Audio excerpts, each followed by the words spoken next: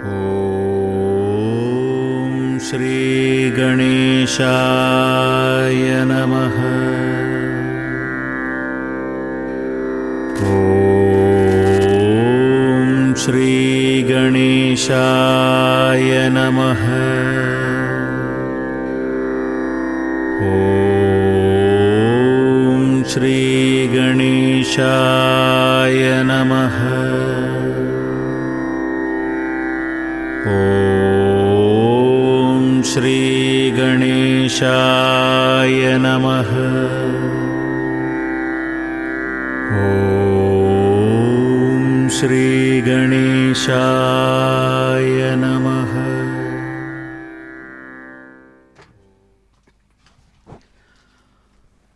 ఓం శ్రీ గణేశాయ నమః. ఓం నమో విఘ్న వినాయకాయ నమో నమః. అదిగో అందమైనటువంటి వినాయక సాగరం. తిరుపతి నగరం నుంచి అద్భుతమైనటువంటి వినాయక సాగర విశేషంలో సమస్తమైనటువంటి జనులకు శుభాన్ని కలిగించేటువంటి గణనాథుడు అద్భుతమైన రీతితో అనేక స్వరూపాలతో ఆరాధించబడి చవితి నుంచి దినత్రయ పర్యంతము అనేక విధాలుగా అనేక చోట్ల నుంచి కూడా పూజలందుకున్నటువంటి గణనాయకుడు అద్భుతమైనటువంటి రీతితో నిమజ్జనం తాను ఎక్కడ నుంచి వచ్చారో అక్కడికే చేరేటువంటి అద్భుతమైనటువంటి సన్నివేశాన్ని మనం కనులారా దర్శించేటువంటి శుభంకరమైనటువంటి క్షణాలను మనం చూస్తూ ఉన్నాం. ఇప్పటికే అనేక ప్రాంతాల నుంచి కూడా పూజలందుకున్నటువంటి గణనాయకుడు సర్వాంగ సుందరంగా శోభాయమానంగా పూజలందుకొని చక్కగా తాను స్వయంగా తన మాతృస్వరూపమైనటువంటి గంగాదేవి ఒడి ద్వారా కైలాస పర్వత శిఖరాలకు చేరేటువంటి అద్భుతమైనటువంటి విశేషాన్ని మనం సాక్షిభూతంగా దర్శించడానికై తిరుమల తిరుపతి దేవస్థానం యొక్క సాక్షాత్తు వెంకట నాయకుని యొక్క హృదయంలో నుంచి ఆవిర్భవించినటువంటి చక్కని వెంకటేశ్వర భక్తి ఛానల్ ద్వారా మనం వినాయక సాగర్లో గణేశ నిమజ్జన ఉత్సవ విశేషాలను మనం కనులారా దర్శిస్తూ ఆ గణనాయకుని యొక్క ఆశీస్సులు అందుకుంటాం. ముదాకరత్తమోదకం సదా విముక్తి సాధకం కళాధరావతంసకం విలాసిరోకరక్షకం అనాయకైకనాయకం వినాశితే భదైత్యకం నతాశుభాశునాశకం నమామితం వినాయకం నమామితం వినాయకం. అదిగో అందమైనటువంటి స్వరూపంతో చక్కగా పూజలందుకున్నటువంటి గణనాయకుడు తాను స్వయంగా ఇదిగో సమస్తమైనటువంటి భక్తులు తనను ఇంతవరకు ఉపాసించి శాస్త్ర మర్యాదను అనుసరించి చక్కగా ఆరాధించి ఆ స్వామి యొక్క స్వరూపాన్ని మూర్తరూపంగా, మూర్తమంటే కంటికి కనబడేటువంటి విగ్రహ రూపాన్ని పూజించి మట్టితో చేసినటువంటి వినాయకుడిని చక్కగా పూజించమంటుంది. పుష్ప గంధాక్షతాది విశేషాలతో షోడశోపచార పూజలతో, అంతేకాదు రాజులకు చేసినట్లుగా రాజోపచారాలు, అలాగే భక్తితో చేసేటువంటి భక్త్యుపచారాలు, శక్తి కొద్దీ చేసేటువంటి శక్త్యుపచారాలు, ఇప్పుడు ఇవన్నీ కూడా తమ తమ శక్తి కొలది తమ యొక్క అనేక విధాలైన భావ పరంపరలతో చేసేటువంటి ఈ పూజా విశేషం, ఆ విగ్రహ విశేషాలు ఇవన్నీ కూడా శక్త్యోపచారాల కిందికి వస్తుంది. తమ భక్తుడు తమ శక్తి కొద్దీ ఆ పరమాత్మ యొక్క స్వరూపాన్ని ఇక్కడ మూర్త అమూర్తం, స్వామి నిరాకారుడు పరమాత్మగా. అటువంటి పరమాత్మను అద్భుతమైన రీతిలో ఒక మూర్ఛనాత్ మూర్తిరిచ్యుజ్యతే, మనం పూజించడానికి కావలసినట్లుగా మలుచుకునేటువంటి రూపంలోకి మార్చడమే విగ్రహం అంటారు. విగ్రహం అంటే విశేషేణ గ్రహీతం యోగ్యం, పరమాత్మ యొక్క అదిగో చక్కగా పరమాత్మ యొక్క స్వరూపాన్ని విఘ్న రూపంగా వినాయక స్వరూపంతో ఇంతవరకు ఆరాధించి చక్కగా గంగా స్వరూపమైనటువంటి ఆ వినాయక సాగరం, సాగరం అంటే సముద్రం అని అర్థం, విఘ్నేశ్వరుని పేరుతో ఆ చేసినటువంటి నిర్మించినటువంటి సాగరం వినాయక సాగరం. అటువంటి వినాయక సాగరం అనబడేటువంటి ఈ తిరుపతి నగరంలో కొన్ని దశాబ్దాల క్రితం బొమ్మల చెరువు అనేటువంటి పేరుతో చెప్పబడుతున్నటువంటిది ఈ స్థానం. కొన్ని దశాబ్దాలు, ఒక 50-60 సంవత్సరాలకు వెనక్కు వెళ్ళినప్పుడు అక్కడ ఉన్నటువంటి ఆ ప్రాంతం అంతా కూడా అప్పుడు కూడా ఆనాటి కాలానికి తగినట్లుగా భక్తులు పూజించి ఆ బొమ్మలంటే విఘ్నేశ్వరుడి బొమ్మలని, వాటిని చక్కగా నిమజ్జనం చేసేటువంటి చెరువుగా ఉండింది. అటువంటి ప్రాంతంలో ఉన్నటువంటి దాన్ని బొమ్మల చెరువుగా చెప్పుకుంటూ ఉన్నటువంటిది ఈనాడు వినాయక సాగరంగా. ఎందుకంటే ఏ ప్రాంతమైతే ఉందో ఆ ప్రాంతానికి కాలానుగుణ్యంగా పేర్లు మారుతుంది. మనకు తెలిసినదేగా, మనం అనుభవిస్తున్నదేగా, మనం చూస్తున్నదేగా. ఒకే వెంకటాచలం ఆ కాలానికి అనుగుణంగా ఎన్ని పేర్లతో చెప్పబడింది. మనం ఇంతకుముందు మనం ప్రతిరోజు కూడా దాన్ని గుర్తు చేసుకుంటూ ఆయన్ని సుప్రభాతంలో పిలుస్తూ ఉన్నాం కదా.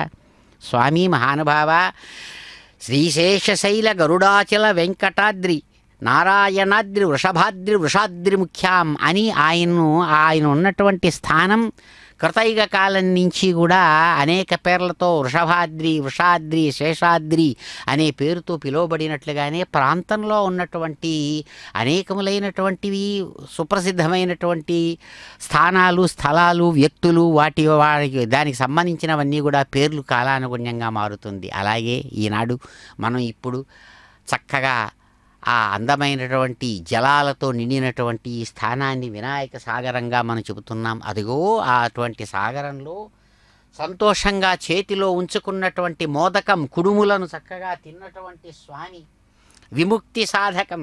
ఏమిటి దీనిలో ఉద్దేశం ఏమిటి అంటే, ఎవరైతే తనను ప్రార్థిస్తున్నారో, పూజిస్తున్నారో, ఆరాధిస్తున్నారో వారికి తన యొక్క స్వరూపమైనటువంటి ఆనందాన్ని ఇవ్వడమే వినాయకుడిలో ఉన్నటువంటి గొప్పదనం. అందుకనే ఆయన అనాయకైక నాయకం. ఆశ్చర్యం ఏమంటే, ప్రపంచంలో ఒక వ్యక్తి కానీ ఒక ప్రాణి కానీ రావాలి అంటే ఖచ్చితంగా ఇద్దరు ఉండాలి, తల్లి తండ్రి ఇరువురు ఉండాలి. అది ఏ ప్రాణికైనా, మానవుడే కాదు, ఈ ప్రతి ప్రాణి, ఒక ప్రాణి నుంచి సజాతీయమైన ప్రాణి ఇంకోటి బయటికి రావాలంటే రెండు ఉండాలి. ఒకటి స్త్రీ, ఒకటి పురుషుడు. పురుషుడు స్త్రీ ఇద్దరు ఉంటేనే, పురుషుడు స్త్రీ అనేది అర్థం అవడం కోసం చెబుతున్నాం. పుంలింగం స్త్రీలింగంతో కూడినటువంటి రెండు విశేష ద్రవ్యాల నుంచే ప్రాణి, ఇంకో ప్రాణి వస్తుంది. అక్కడ అది స్వరూపంలో ప్రకృతిలో ఉన్నటువంటి స్వరూపం. కానీ ఆశ్చర్యం ఏంటంటే, ప్రకృతి కూడా తన యొక్క స్వరూపాన్ని అనేక విధాలుగా ప్రకాశంగా చూపిస్తుంది. ఎందుకంటే తల్లిదండ్రుల ద్వారా సంతానం రావడం అనేది ఈనాటికి ఉన్నటువంటి నియమం. ఒకప్పుడు ఉన్నటువంటి నియమం వేరే రకంగా కూడా ఉండేది. తల్లి లేకుండానే తండ్రి లేకుండానే తల్లి సంతానం రావడం అనేటువంటిది కూడా జరిగింది. అలాగే తల్లిదండ్రులు అంటే ఈ రెండు లింగాలు ముఖ్యం కాదు, అది మారింది అని చక్కగా వైజ్ఞానిక శాస్త్రం కూడా తెలియజేస్తుంది. అమీబాల్ లాంటి అతి సూక్ష్మ జీవులలో ఆ ప్రకృతి నియమాలు విచిత్రంగా మారుతాయి. అదిగో ఇప్పుడు మనం దర్శిస్తున్నాం.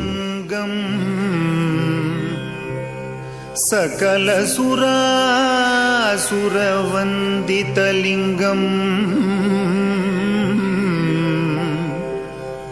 భువి జనరక్షణ కారణలింగం నమతమహా కపిలేశ్వరలింగం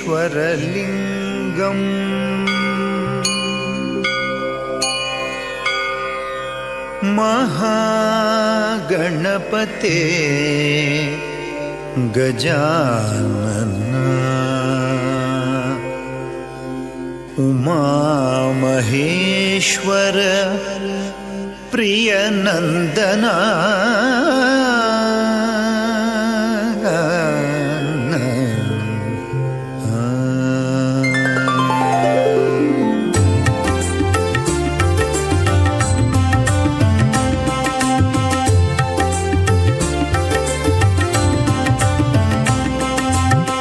महागणपते गजानना महागणपते गजानना श्री महागणपते गजानना श्री महागणपते गजानना उमा महेश्वर प्रिय नंदना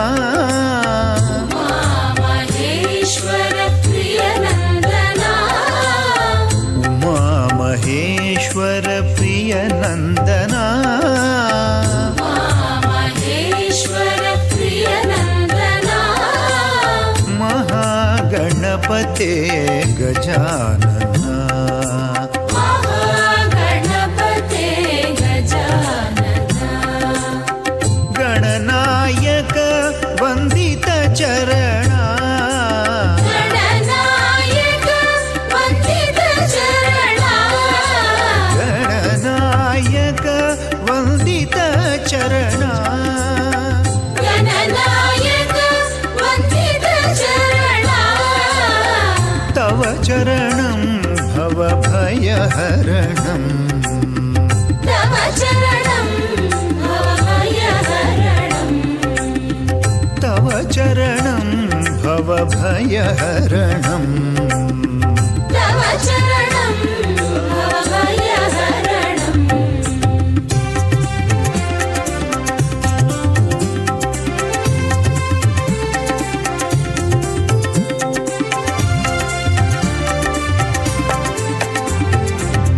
महागणपते गजानना महागणपते गजानना श्री महागणपते गजानना श्री महागणपते गजानना उमा महेश्वर प्रिय नंदना महेश्वर प्रिय नंदना उमा महेश्वर प्रिय नंदना महेश्वर प्रिय नंदना महागणपते गजानना महागणपते गजानना गणनायक वंदित चरणा गणनायक वंदित चरणा गणनायक वंदित चरणा गणनायक वंदित चरणा तव चरणं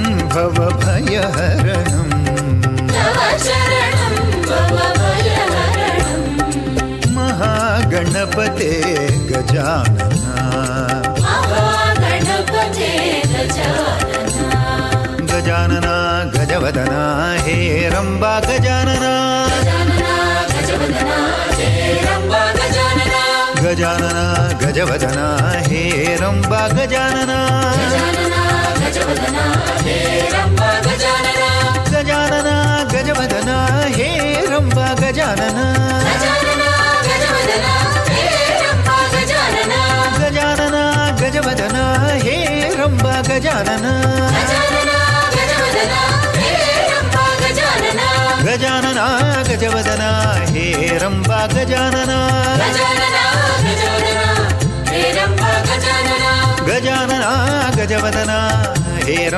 गजानना गजानना गजवदना हे रंबा गजानना ఓం నమో విఘ్న వినాయక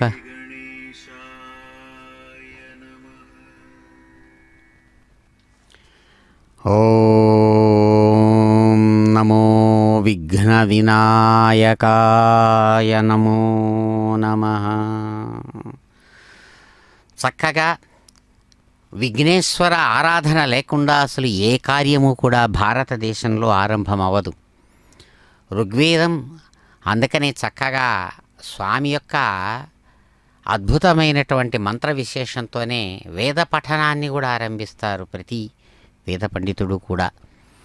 గణానాం త్వా గణపతిగుం హవామహే కవిం కవీనాముపమశ్రమస్తమం జ్యేష్ఠరాజం బ్రహ్మణాం బ్రహ్మణస్పత ఆనశృణ్వన్నోతిభిస్సీద సాధనం శ్రీమహాగణాధిపతయే నమః అంటూ చక్కగా భగవంతుని యొక్క విఘ్నేశ్వర ఆరాధనతో ఎటువంటి ఇబ్బంది లేకుండా కార్యం చక్కగా సాగాలని ఆ విఘ్న వినాయకుని యొక్క ఆరాధనతో వేద పఠనంతో ఆరంభమవుతుంది భారతదేశంలో ప్రతి ఒక్క కార్యం కూడా.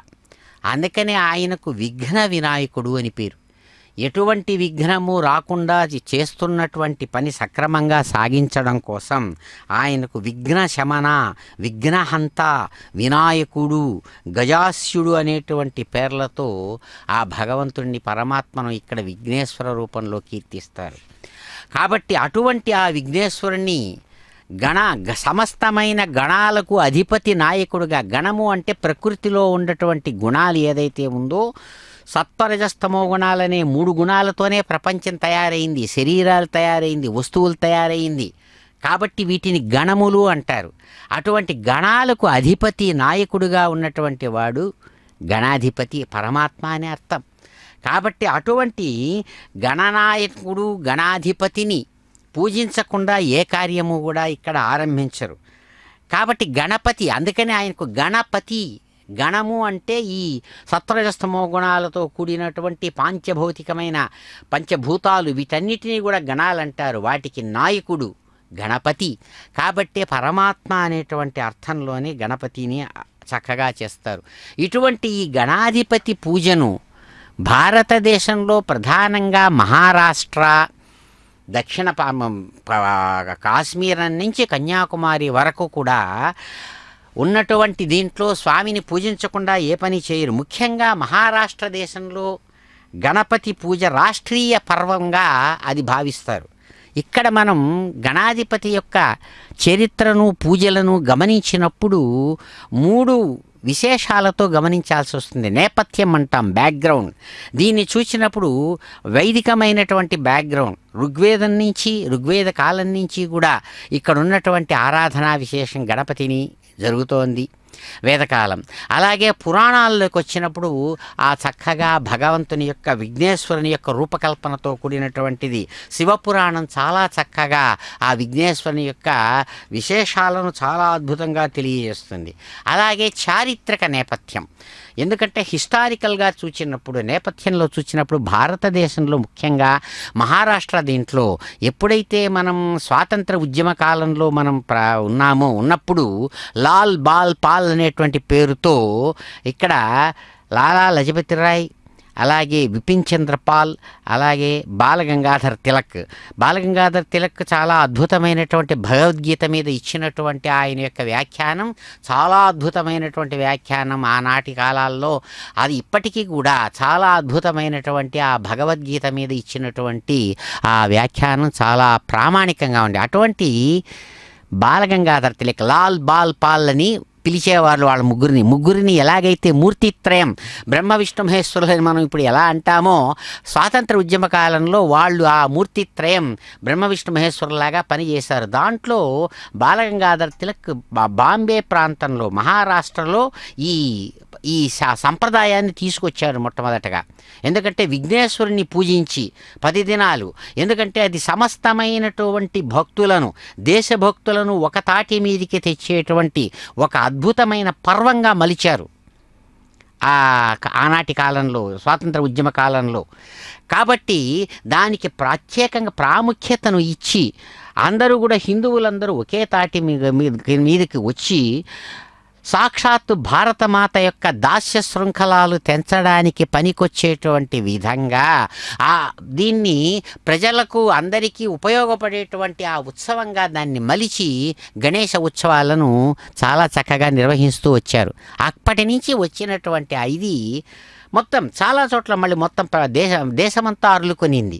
అన్ని చోట్ల కూడా ఇప్పుడు అయితే కాలాలు మారింది, 100 సంవత్సరాలు దాటిపోయింది, అన్నీ అయింది ఇప్పుడు. కానీ ప్రాథమికంగా ఉండేటువంటి ఆ ఐకమత్యంతో ఉండేటువంటి స్వభావాన్ని నిలపడం కోసం చారిత్రక నేపథ్యంతో కూడినటువంటి ఆ గణేష ఉత్సవ విశేషాలు ఇప్పటికీ కూడా అందరినీ కూడా హృదయంలో బంధించేటువంటి విధంగా దాన్ని ఇప్పటికీ కూడా నిర్వహించుకుంటూ వస్తూ ఉన్నాం మనం.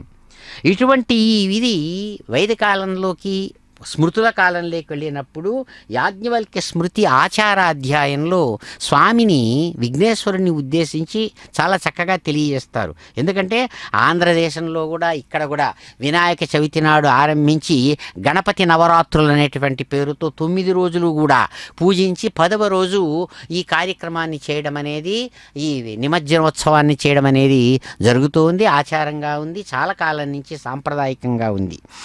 ఇప్పుడు మనం తిరుపతి లాంటి నగరంలో మనం కూడా నిర్వహిస్తూ వస్తూ ఉన్నాం ఇటువంటి ఉత్సవ విశేషాలు. ఎందుకంటే మంచి అనేది ఎప్పటి నుంచి ఆరంభించారు, ఎప్పటి నుంచి ఉంది అనేది మనకు ఎప్పటి నుంచి ఉన్నా దాన్ని ఆచరణీయమే, అనుసరణీయమే, స్వీకరణీయమే అనేటువంటిది మంచి హృదయం కలిగినటువంటి వారి యొక్క విధానం. కాబట్టి దాన్ని అనుసరించి జరుగుతూ ఉంటుంది. ఇప్పుడు యాజ్ఞవల్క్య స్మృతిలో ఆచార అధ్యాయంలో ఒక మాట అంటారు మహర్షి యాజ్ఞవల్క్యుడు, సయే ఏవం వినాయకం పూజ్యం గ్రహాంశ్చైవ విధానతః కర్మణాం ఫలమాప్నోతి శ్రియం చాప్యోత్యనుత్తమం అంటారు. అంటే విద్యుక్తంగా వినాయకుడిని పూజ చేసి ఆ తర్వాత నవగ్రహ పూజ అయినా చేయవలసిందిగా ఆయన ఆచారాధ్యాయంలో యాజ్ఞవల్క్య స్మృతిలో చక్కగా తెలియజేస్తారు. కాబట్టి గణేశ్వరుడికి ఈ విధంగా సమస్తమైన విఘ్నాలను నశింపజేసేటువంటి వాడు కాబట్టి ఆయన విఘ్ననాయకుడు, విఘ్నహంత అని చక్కగా చెప్పబడతాడనమాట. ఏనుగు ముఖంతో ఉన్నాడు కాబట్టి గజాస్యుడు అని, విఘ్నాలనంతా కూడా శమింపజేస్తాడు కాబట్టి విఘ్న శమనుడు అనేటువంటి పేరుతో సంస్కృత భాషలో ఆయనకు అనేక పేర్లు, అష్టోత్తరాలు చెబుతున్నాం, సహస్రనామాలతో కీర్తిస్తున్నాం విఘ్నేశ్వరుని. అంతేకాదు కేవలం భారతదేశమే కాదు, ఇతర దేశాల్లో కూడా చాలా కాలం నుంచి కూడా విఘ్నేశ్వర ఆరాధన అనేక పేర్లతో సాగుతోందనేటువంటి విశేషాన్ని అనేక సందర్భాల్లో తెలియజేస్తారు. ఏమంటే 1936 సంవత్సరంలో ఆక్స్ఫర్డ్ యూనివర్సిటీలో మిసెస్ ఎగెట్టే అనేటువంటి ఆమె విఘ్నేశ్వర పూజ అనేటువంటి దీన్ని ఆమె ఎడిట్ చేసి రాసి చెప్తుందన్నమాట. ఎందుకంటే తమిళ భాషలో ఇప్పటికీ పిళ్ళయ్యార్ అంటే విఘ్నేశ్వరుణ్ణే అంటారు. అదే బోట్ లాంగ్వేజ్లో స్వామిని సోక్స్ దాగ్ అని చెప్పబడతాడు వినాయకుడు. అలాగే బర్మా భాషలో మహాపియన్నే అనేటువంటి పేరుతో విఘ్నేశ్వరుడు ఆరాధించబడతాడు అక్కడ. అలాగే మంగోల్ భాషలోకి వచ్చినప్పుడు తోత్ కారూన్ ఖాగాన్ అనేటువంటి పేరుతో విఘ్నేశ్వరుడు పూజించబడుతున్నాడు. కాంబోడియా లాంగ్వేజ్లోకి వచ్చినప్పుడు ప్రాహకేనీ జని, చీనీ భాషలో చైనాలో వచ్చినప్పుడు కువాన్ సీతియన్ అనేటువంటి పేరుతో విఘ్నేశ్వరుడు పూజించబడ్డాం. అలాగే జపనీస్ లాంగ్వేజ్లో కాంగినేన్ అనేటువంటి పేరుతో గణపతి అనేక దేశవాసులు అక్కడ పూజిస్తున్నారని చక్కగా ఆమె ఒక రీసెర్చ్ పేపరు ఆమె ప్రజెంట్ చేస్తూ 1936లో మిసెస్ ఎగెట్టే అని ఆక్స్ఫర్డ్ యూనివర్సిటీలో విఘ్నేశ్వర యొక్క ఆరాధనా విశేషాన్ని గురించి తెలియజేస్తూ చెబుతున్నారు. అంతేకాదు అక్కడ ఆమె చెబుతూ ఉంటుంది, హిందూ అమెరికా అనేటువంటి బుక్ను రాస్తూ చమన్లాల్ అనేటువంటి ఒక మహానుభావుడు ఒక అమెరికాలో లంబోదర మూర్తి రూపంతో విఘ్నేశ్వరుడు దొరికాడు. ఎప్పుడు కొలంబస్ అమెరికాను కనుక్కోకముందరే 1492 సంవత్సరంలో కొలంబస్ అమెరికాను కనుక్కుంటే ఆ కనుక్కోవడానికి ముందరే అక్కడ సూర్యుడి విగ్రహాలు, గణేశ్వరుడి విగ్రహాలు దొరికాయని చెప్పి, దీన్ని బట్టి క్రీస్తు శక ఆరంభానికి ముందరే భారతదేశంలో భారతీయులు తమ వలసలు స్థాపించుకున్నారు అక్కడ అనేటువంటి ఒక విశేషాన్ని తెలియజేస్తారనమాట, విఘ్నేశ్వర ఆరాధనా విశేషాన్ని తెలియజేస్తూ. అంతేకాదు అనేక రకాలుగా, ఎందుకంటే ఒక భావం ఉండిందంటే ఆ భావం ప్రపంచమంతా కూడా వ్యాప్తి చెందుతుందనడానికి చారిత్రకమైనటువంటి ఆధారాలు ఇవి. అందుకనే గ్రీక్స్ స్వామి విఘ్నేశ్వరుని ఒరేనస్ అనేటువంటి పేరుతో గణపతి ఆరాధన చేస్తూ ఉన్నారు. కాబట్టే వాళ్ళ ప్రాచీనమైనటువంటి, ఎందుకంటే గ్రీకు, లాటిను ఇవన్నీ కూడా భాషాపరంగా చూసినప్పుడు ఫిలాలజీ అంటాం, ఎటిమాలజీ అంటాం, శబ్ద వ్యుత్పత్తి శాస్త్రాన్ని అనుసరించి అనేకములైనటువంటి ఆశ్చర్యకరమైనటువంటి విషయాలు మనకు తెలియవస్తూ ఉంటుందన్నమాట. ఆ సంప్రదాయాన్ని అనుసరించి కానీ లేదా అనేక విశేషాలను గురించి. ఎందుకంటే ఈజిప్ట్ దేశంలో ప్రసిద్ధమైనటువంటి చరిత్రకారుడు ఫార్మీస్ అనేటి ఆయన చెబుతాడు, ఏక్టోన్ అనేటువంటి పేరుతో ఇక్కడ బుద్ధి బలానికి, అఖండమైన బుద్ధి బలానికి ప్రతీకగా విఘ్నేశ్వరుడు ఆరాధించబడుతున్నాడు అని చెప్తున్నాడనమాట. కాబట్టి ఏక్టోన్ అనేటువంటి శబ్దం ఆ గణేశ్వరుడి యొక్క పేరు అయినటువంటి ఏకదంత అనే శబ్దానికి అపభ్రంశమైనటువంటి పదం. ఇలాంటివి ఎన్నో మనకు పెద్దలు తెలియజేస్తున్నారు వాటిల్లో. కాబట్టి అటువంటి అనేక సందర్భాలలో ఒక మంచి అనేది, ఎందుకంటే అది సహజం, ఇప్పుడు ఇంకా చెప్పనక్కర్లేదు. ఈ 21వ శతాబ్దం 20వ శతాబ్దం దగ్గరికి వచ్చి 21వ శతాబ్దంలో మనం ఉన్నాం. ఎన్నెన్నో విశేషాలు, ఎన్నెన్నో ఆచారాలు, ఎన్నెన్నో రకరకాలు మొత్తమంతా కూడా వ్యాప్తి చెందుతూ ఆశ్చర్యాన్ని కలిగిస్తుంది. అటువంటి విశేషాలను మళ్ళీ మనం తెలుసుకుందాం. వినాయకాయ నమః.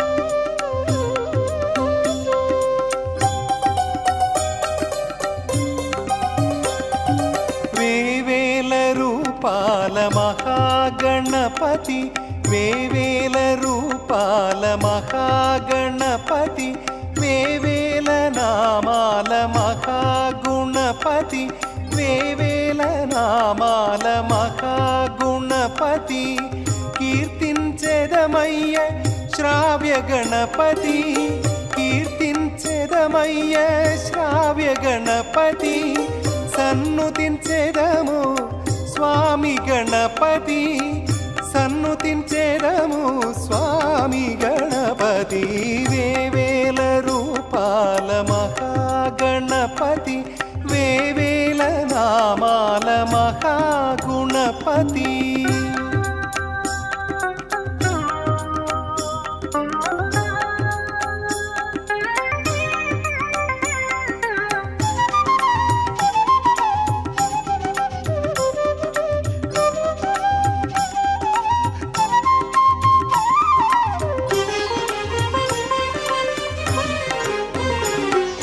వక్రతుండ గణపతి వందనం బాలగణపతి నీకు అభివందనం చింతామణి గణపతి నీరాజనం క్షిప్ర గణపతి నీకు నైవేద్యం హరిద్రా గణపతి దాసోహం అర్క గణపతి నీకు ఆరాధనం వల్లభ గణపతి అభిషేకం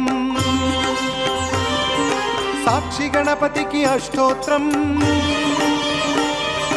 నృత్య గణపతికి అలంకారం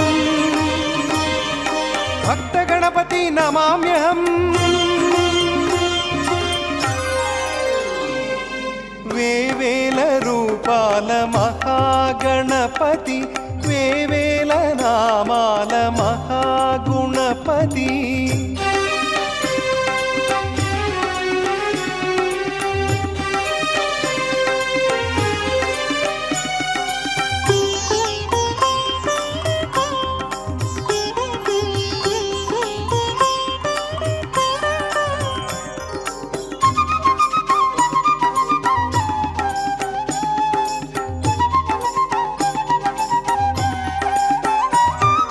రత్నగర్భ గణపతి కరుణించు పంచవదన గణపతి పాలించు ఉద్దండ గణపతి లాలించు యోగ గణపతి మమ్ము దీవించు ఉచ్చిష్ట గణపతి రక్షించు ఊర్ధ గణపతి మమ్ము దయచూడుమా హేరంబా మొర వినవయ్యా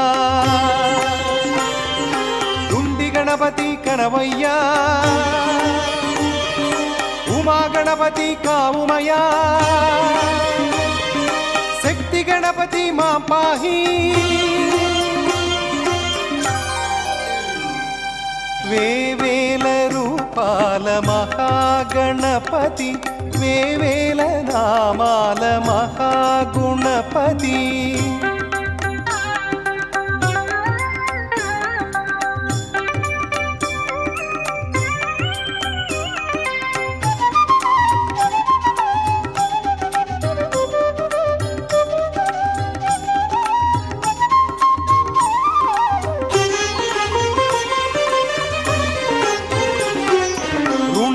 కాంచన గణపతి ఇదే పత్రం, వీర గణపతి నీకు ఇదే పుష్పం, విఘ్నరాజ గణపతి ఇదే ఫలం, విజయ గణపతి నీకు ఇదే తోయం, సిద్ధి బుద్ధి గణపతి ఇదే అర్ఘ్యం, ఆది గణపతి నీకు ఇదే పాద్యం, స్వస్తిక గణపతి ఇదే వస్త్రం, ప్రణవ గణపతి ఇదే ధూపం, మంత్ర గణపతికి ఇదే దీపం, మంత్ర గణపతికి ఇదే కలశం, వేవేల రూపాల మహాగణపతి, వేవేల నామాల మహాగుణపతి.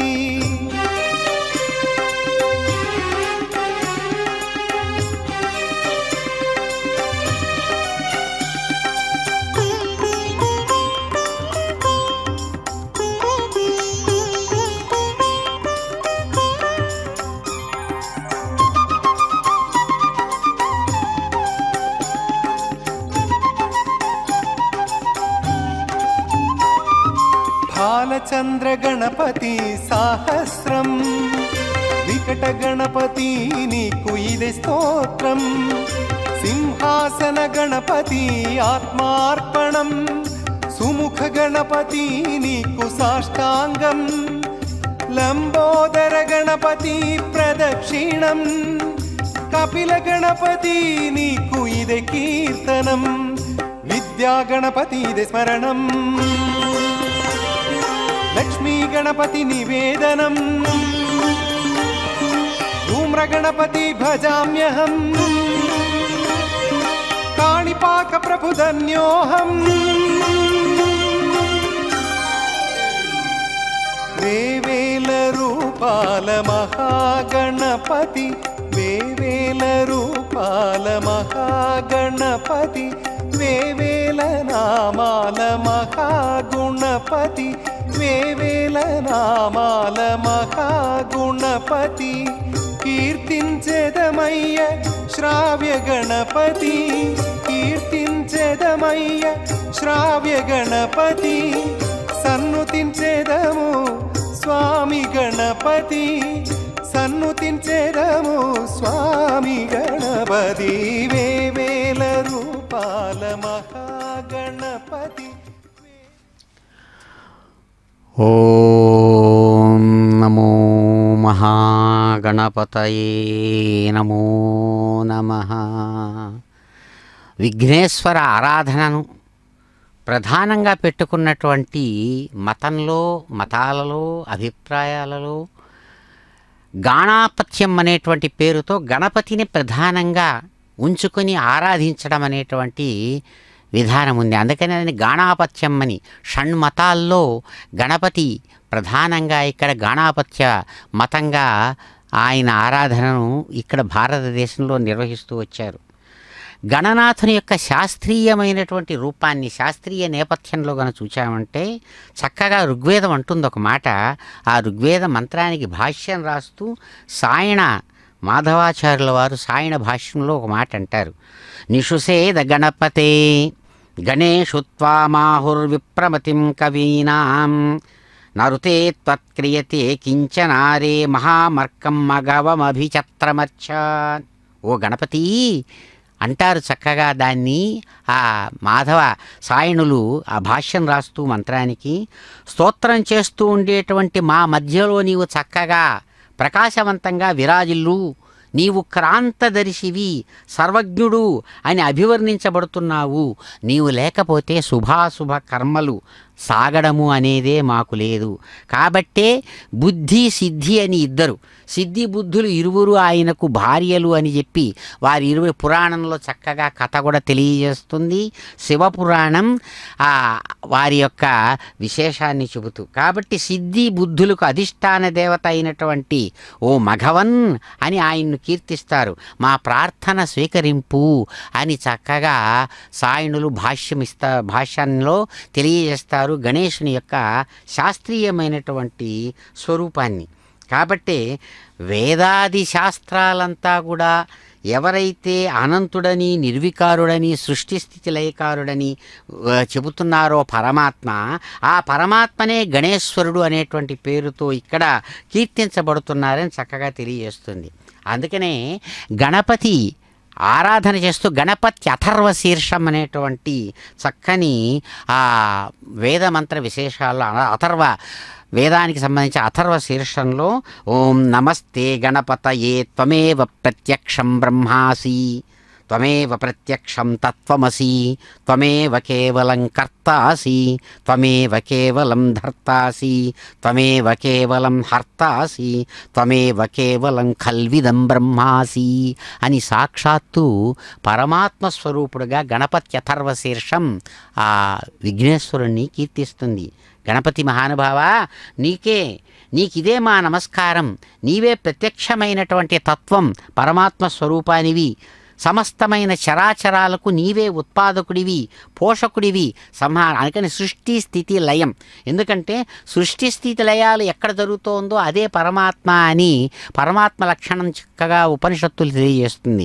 యతో వా ఇమాని భూతాని జాయంతే ఏన జాతాని జీవంతి యం ప్రయంత్యభిశంవిశంతీతి తతో విజిజ్ఞాసస్వ సబ్రహ్మ అని ఆ పరమాత్మను తెలియజేస్తుంది.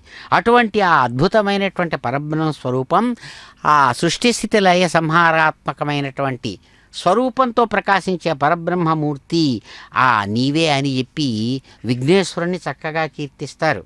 కాబట్టి ఏకం సద్విప్రా బహుదా వదంతి, ఒకే తత్వం మహర్షుల చేత మా పెద్దల చేత అనేక విధాలుగా కీర్తించబడుతోంది, అనేక విధాలుగా వర్ణించబడుతోంది. ఏకమే అయినటువంటి పరమాత్మ అనేకాలుగా చెప్పుతున్నారు అని చక్కగా తెలియజేస్తుంది. కాబట్టి తత్పురుషాయ విద్మహే వక్రతుండాయ ధీమహి తన్నో హస్తి ప్రచోదయాత్ అంటూ చక్కగా గణేశ గాయత్రి మహామంత్రం ఆ భగవంతుడిని కీర్తిస్తుంది.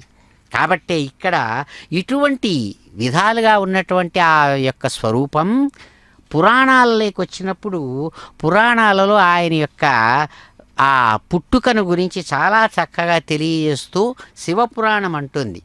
శివపురాణం ఆ భగవంతుడు ఎట్లా వచ్చాడు, అసలు గణపతి ఎందుకు వచ్చాడు, ఏ విధంగా వచ్చాడు, ఆయన అవసరం ఏమిటి, ఆవశ్యకత ఏమిటి అని చక్కగా ఆయన రూపకల్పనను గురించి చెబుతూ ఆ శివపురాణం చక్కగా అంటుంది. ఏమంటే జ్ఞాన సంహిత అనేటువంటి జ్ఞాన సంహిత అధ్యాయంలో పురాణం, శివపురాణం విఘ్నేశ్వరుని యొక్క విశేషాలను తెలియజేస్తూ ఉంటుంది. విఘ్నేశ్వరుడికి వినాయకుడు అనే పేరుంది. ఆ వినాయకుడు, నాయకుడు అంటే తండ్రి అని అర్థం. తండ్రి లేకుండానే జన్మించినవాడు కాబట్టి అతను వినాయకుడు అని. ఎందుకంటే లోకంలోనైతే మనం తల్లిదండ్రులకు పుట్టినటువంటి సంతానంగా ఏర్పడుతుంది మనం చూస్తున్నాం. కానీ గణేశ్వరుడు చేసినటువంటి కర్మల వల్ల, తల్లి తండ్రిగా మారినటువంటి స్త్రీ పురుషుల వల్ల శరీరాన్ని ధరించిన వాడు కాడు, ఆ విధమైన వాడు కాడు. కర్మఫలజన్యం అంటుంది శాస్త్రం. కర్మకు ఫలంగా వచ్చినటువంటి శరీరాలు ధరించిన తల్లిదండ్రులకు పుట్టేటువంటి వాళ్ళు మన లోకంలో అందరూ చూస్తున్నా అలాగే వస్తున్నారు. కానీ ఆ విధంగా శరీరాన్ని ధరించిన తల్లిదండ్రులకు గర్భం ద్వారా పుట్టినవాడు కాడు వినాయకుడు. ఆయన స్వయంభువుడు అంటారు. తనకు తానై జన్మించినటువంటి స్వరూపం. స్వయంభువ అంటే కేవలం పరమాత్మకు ఒక్కడికే ఆ పేరు. తనకై తాను కేవలం సంకల్ప బలంతో వచ్చినటువంటి వాడు పరమాత్మ స్వయంభువుడు. అలాంటి వాడు స్వయంభువుడు ఈయన. ఎందుకంటే పైన తాను వచ్చిన తర్వాత అతని తల ఒకసారి తెగిపోయింది. తెగిపోయిన తల, ఆ తలకు ఏనుగు తల అతికించబడింది. ఇది మనకు శివపురాణమే చెబుతుంది. కాబట్టి అటువంటి అతన్ని సమస్త దేవతలు కూడా ప్రథమ పూజ్యుడుగా ఏకగ్రీవంగా అంగీకరించారు. అందుకనే ఇంత సృష్టిని నడపడానికి సన్నద్ధమైనటువంటి బ్రహ్మగారు కూడా సృష్టిని ఆరంభించేటప్పుడు మొట్టమొదట విఘ్నేశ్వర పూజ చేసి మళ్ళా సృష్టిని ఆరంభించాడు అని చక్కగా మనం వ్రతం చేసేటప్పుడు వినాయక వ్రత కల్పనలోనే మనం చక్కగా దాన్ని గుర్తు చేసుకుంటాం, చక్కగా చెబుతుంది. అది కూడా ఆ పురాణమే తెలియజేస్తుంది ఆ పూజను చేస్తున్న సమయంలో. కాబట్టి ఆయన గజవదనుడు, ఏకదంతుడు, చతుర్భుజుడు, లంబోదరుడు అనేటువంటి పేర్లు సార్థకంగా ఆయనకు ఏర్పడిందనమాట. అదే చెబుతూ శివపురాణం అంటుంది అక్కడ, కదాచిన్మజ్యమానాయాం పార్వత్యాం వై సదాశివ నందినం పరిభచ్చైవ సమాజగామ స్వయం తదా యత్ఉత్తస్థౌ మజ్యమానా సా లజ్జితా సుందరీ తథా ఏవం జాతే తదా కావే కదాచిత్ పార్వతీ శుభ మదీయ సేవకః కశ్చిద్ భవేత్ శుభతరస్తదా ఇత్థం విచార్య సా దేవి కరయోర్జల సంభవం శంఖముత్సార్యతేనైవ నిర్మమే పుత్రకం శుభం. ఎందుకు పుట్టాడు, ఎలా పుట్టాడు విఘ్నేశ్వరుడు, విఘ్నేశ్వరుని యొక్క పుట్టుకను గురించి శివపురాణం ఈ విధంగా ఇక్కడ జ్ఞాన సంహిత అధ్యాయంలో చెబుతుంది. పార్వతి స్నానమాడుతోందంట ఒకసారి కైలాసంలో. ద్వారపాలకుడైనటువంటి నందిగణం లోపలికి పోకుండా అడ్డుపడ్డారు. ఎందుకంటే శివుడు వచ్చాడు ఆ సందర్భంలో, లోపలికి పోబోతున్నాడు. వాళ్ళు అమ్మవారు స్నానం చేస్తున్నారు, వద్దనాడు. శివుడు చేదరించుకున్నాడు, నాకేందయ్యా అడ్డం పెట్టేది మీరు నా ఇంట్లోకి నేను రావడానికని లోపలికి వచ్చేశాడు. లోపలికి వచ్చేటప్పుడు స్నానం చేస్తున్న పార్వతి సిగ్గుపడి లేచిందంట. లేచి నిలబడిపోయింది, విచారపడింది. అరే ఇలా జరిగిపోయిందే, నాకు నా సొంత నౌకరుగన ఒకడుంటే ఇటువంటి పరిస్థితి ఏర్పడదు కదా, బాగుంటుంది కదా అనుకునిందట. అనుకొని ఆలోచించింది. ఆలోచిస్తూ తన చేతిలో ఉండేటువంటి కమలాల చేత నిర్మించబడిన కంకణాన్ని తీసి దానితో ఒక బొమ్మను తయారు చేసింది. ఆ బొమ్మ ప్రాణం, తానే స్వయంగా శక్తి కాబట్టి ప్రాణశక్తిని సంధానం చేసేటప్పటికి ఆ పుట్టినటువంటి వాడు అద్భుతమైనటువంటి కుమారుడుగా జన్మించాడు. అదే చెబుతూ కదాచిత్ గంధతైలేన గాత్రమభ్యజ్య శైలజ చూర్గోహో గురు ఉద్వర్తయామాస అవేనా పూరితం వపుః తదుదనవర్తనకం గుహ్య నరం చక్రే గజాననం పురుషం క్రీడతి దైవీ సాక్షే పంచతదంబసి అని అదే పురాణం అంటుంది. గణేశరూప శ్రీకృష్ణ. బ్రహ్మవైవర్త పురాణం కూడా ఒక మాట చెబుతుంది. ఇక్కడ పార్వతి స్నానం చేస్తోంది. ఆమె సుగంధ తైలాలు శరీరానికి పట్టుకుని ఉందంట, చక్కగా నలుగు పెట్టుకుని ఉంది. ఆ జిడ్డు పోగొట్టుకోవడానికి శరీరం అంతా నలుగు పిండి అలుదుకొనింది. ఆ నలుగు పిండితో ఏనుగు ముఖం కల ఒక బొమ్మను తయారు చేసిందట. ఒక్కొక్కసారి ఆ బొమ్మను నీటిలో ముంచి ఆమె ఆడుకుంటూ దానికి ప్రాణం పోసింది. ఆ ప్రాణం పోసినటువంటి ఆ రూపమే విఘ్నేశ్వరుడిగా వచ్చాడు. ఆ పరమేశ్వరుడు అద్భుతమైనటువంటి ఆ రూపాన్ని చూచి పార్వతి స్త్రీ సహజమైన చాంచల్యంతో ఆ బాలుడి యొక్క సౌందర్యాన్ని చూచి ఆమె మురిసిపోతోంది. అది చూచాడంట ఈశ్వరుడు కోపంతో, ఓ బాలకా, నీ ముఖం ఏనుగు ముఖం అయిపోదుగాక, నీవు లంబోదరుడు వేలాడేటువంటి బొజ్జ అయ్యేటువంటి వాడు అవుతాడని శాపం పెట్టాడట స్వామి. వెంటనే ఆమె పార్వతి నలుగు పిండితో, ఇది కూడా శివపురాణం చెబుతుంది చక్కగా జ్ఞాన సంహితలోనే, ఎవరు రాకుండా చూడమని వాడిని నిలబెట్టింది ద్వారపాలకుడుగా. శూలపాణిగా పరమేశ్వరుడు వచ్చాడు, రానివ్వకుండా ఆయన్ను లోపలికి రానివ్వకుండా అడ్డుకున్నాడు. దాంతో పరమేశ్వరుడు త్రిశూలంతో అతని కంఠాన్ని నరికేశాడు.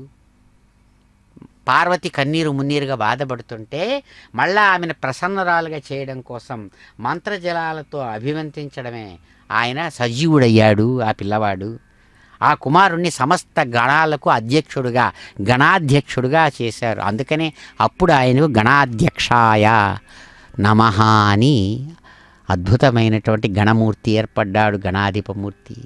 తెలుసుకుందాం, స్వామి వైభవం దర్శిద్దాం. గోవింద.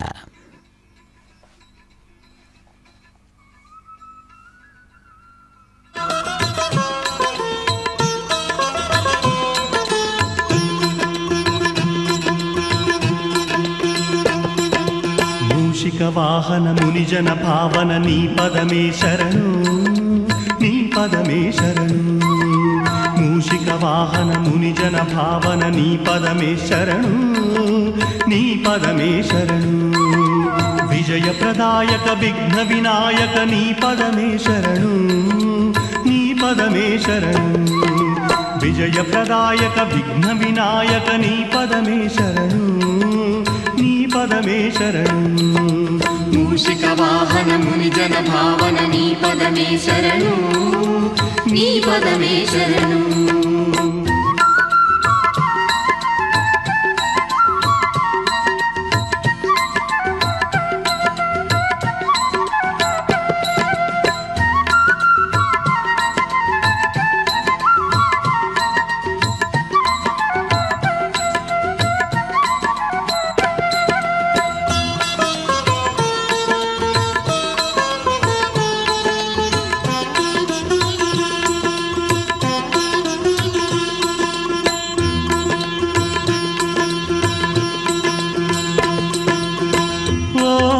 గణపయ్య దాసులమేమయ్య కరుణతో మమ్ముల కావుమయ్యా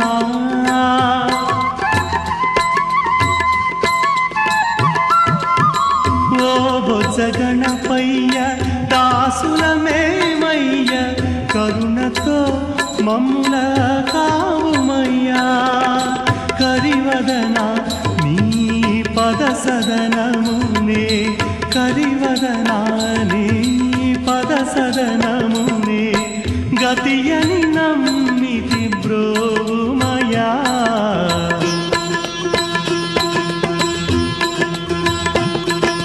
మూషిక వాహన ముని జన భావన నీ పదమే శరణు నీ పదమే శరణు విజయ ప్రదాయక విఘ్న వినాయక నీ పదమే శరణు నీ పదమే శరణు